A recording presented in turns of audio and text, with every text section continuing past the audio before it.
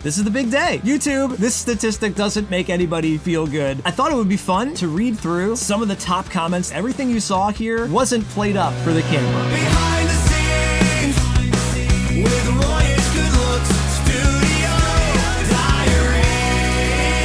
And you can edit it later. Just riff and you can edit it later, Roy. So today is the big day. It's Friday, May 5th. The Mandalorian song is now live on YouTube, iTunes, Spotify, Bandcamp, Patreon, even Instagram. If you'd like to put it in your Instagram story, it's there as well. This is the big day. I was really excited yesterday leading up to the release. I'm really excited now that the song is out as well. And it's like, whoo, the burden, the weight has been lifted. Everything it's done. Leading up to the release, I've got a big checklist of things to do. Obviously, finish the song, finish the video, upload those things. And then when the song comes out, share it to Twitter, Instagram, Facebook, try to get a little bit of buzz going with my own followings. I really don't do any crazy marketing. You know, way back in the day, I used to buy Facebook ads and see if I could push out the videos on Facebook, but that never really seemed to do anything. So now I just, for better or worse, I do the field of dreams, sort of like, if you build it, they will come. I just post the video, tell people that follow me that it's there, and it's up to the algorithm after that, or up to people like you know, sharing it. I don't really do any kind of heavy marketing behind it. It's just not my strong suit. It's not what I find joy in. I'm sure there's something more I could be doing, but I just like making the darn songs and sharing them. So my job's done.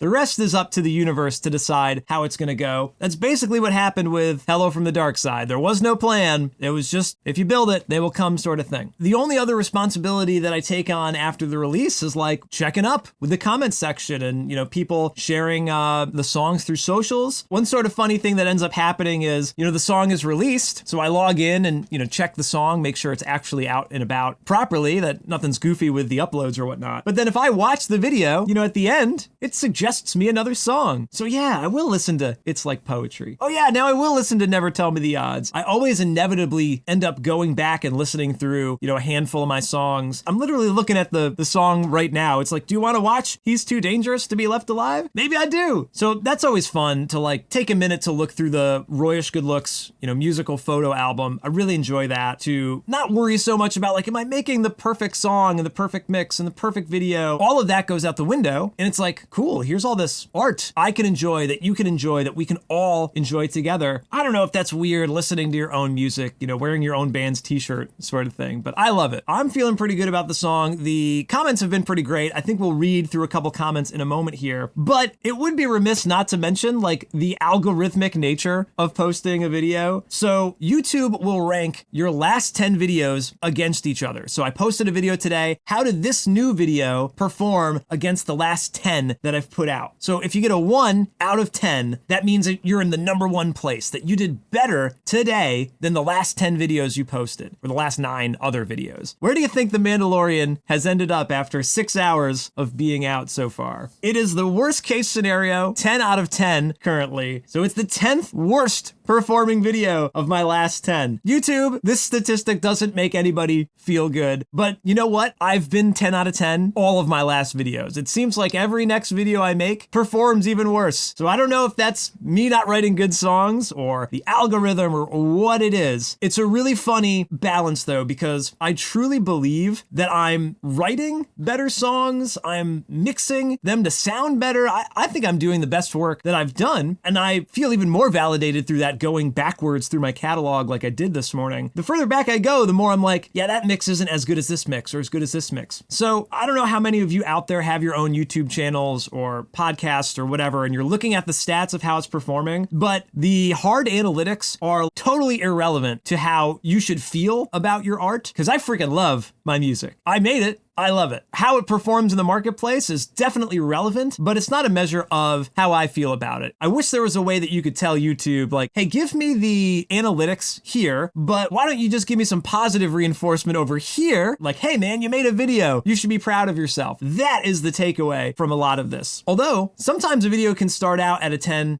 of 10 at the bottom and slowly work up. It's literally ranking all those videos within the same time frame. So for example, today's Friday. I usually release songs on Saturday Saturday. It's not often that I release on Friday. So after, another day or two, we might see this video spike up, jump up to number 9, number 8, number 7, which does feel good. But again, that's not really how you want to rate your value anyway on your art. A little behind the scenes there. That's what this series is for. But we're 10 out of 10 right now. So thanks, YouTube. Behind the scenes.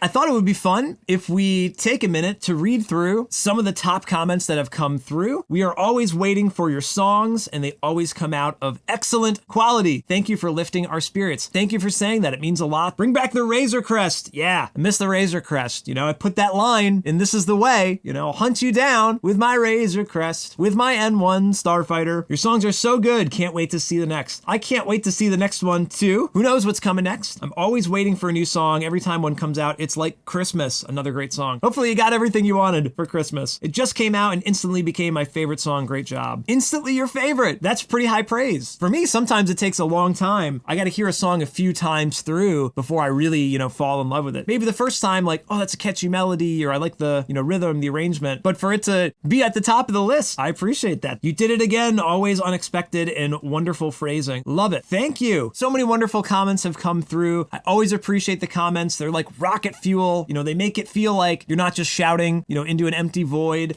which, I'm very lucky to have the audience that I do, people like you that are watching. And I know what it's like when you're just starting out and you post something and you get crickets, no likes, no shares, no comments. I am truly blessed to have that I can post a song at 8 a.m. on a Friday and so many people are there to enjoy it. It's insane. I really appreciate that. I can't say that enough. Really, the only thing left to talk about here is what is next. Well, I gotta finish this behind the scenes project. This is presumably the last episode of the project. Now I just have to comb through this footage and produce this series. Well, actually, let me backtrack a little bit, because actually what I have to do is I need to write the theme song. I don't know how important that's going to be to the whole thing, but I think having a cool theme song will at least make it feel like a real thing rather than just kind of like haphazardly thrown together vlogs, which, who knows how grandiose it's going to feel. But if there's a cool theme song, that makes it all the more official. So I think that is going to be the very next thing that I do. And then I'm going to start producing the videos, start releasing them. And whenever I get tired of that, then we'll start this whole process over again, writing a brand new song, producing it. I actually do have a couple of demos in the works that I might jump back into, but it's going to be the whole production process all over again. Everything you saw here wasn't played up for the camera. That's the process every single time. But I'm probably not going to film whatever it is I do next. It would be really fun to film everything that I do and always have video for it. I've said it throughout this series, like, it is a little distracting to have to commentate, worry about filming, not be able to use my phone in the middle of a recording session, because that's what I'm filming on. Right now, this is my phone. So there are some drawbacks trying to document everything, even though it is such a unique way to peer back in time and be like, this is what happened,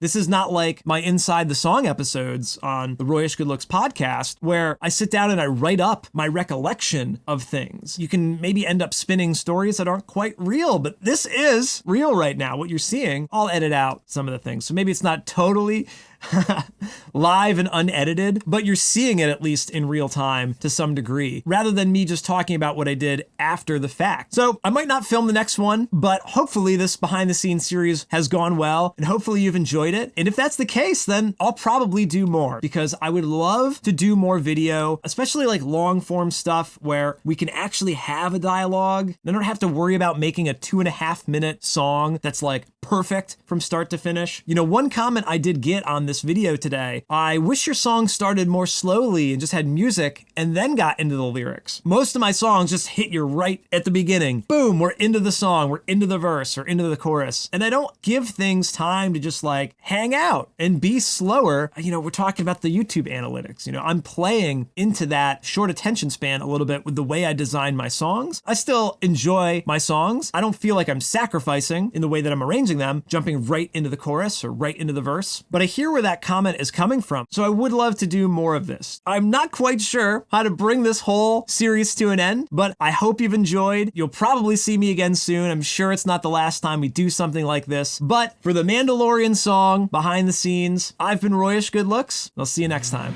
I had 20 minutes of footage there. Behind the